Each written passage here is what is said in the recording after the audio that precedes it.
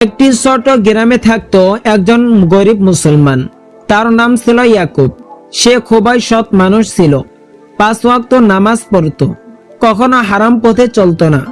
কিন্তু তার জীবন ছিল দুঃখে ভরা। সংসারে খাবারের অভাব, কাজে নেই, টাকার অভাব, সন্তানদের মুখে হাসি নেই।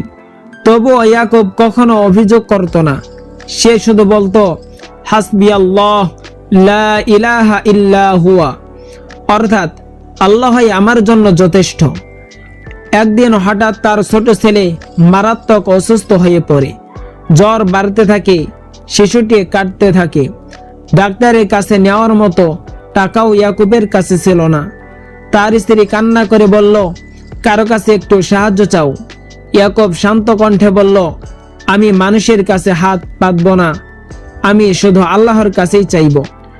ইয়াকুব ওযু করলো, নামাজে দাঁড়িয়ে গেল, সিজদায় মাথা রেখে চোখের পানি ফেলতে লাগলো।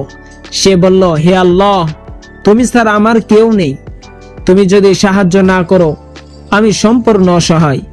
ঠিক সেই রাতেই হঠাৎ দরজায় কড়া নাড়া শব্দ হলো।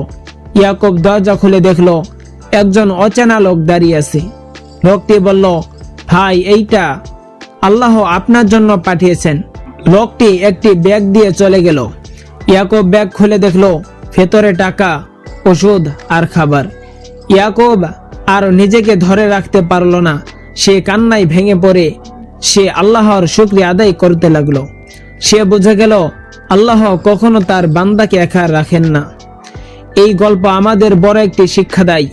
মানুষ যখন ছেড়ে দেয়, যখন সব দরজা বন্ধ হয়ে যায়, ঠিক তখন আল্লাহ এমন একটি দরজা খুলে দেন যা আমরা কল্পনাও করতে পারি না।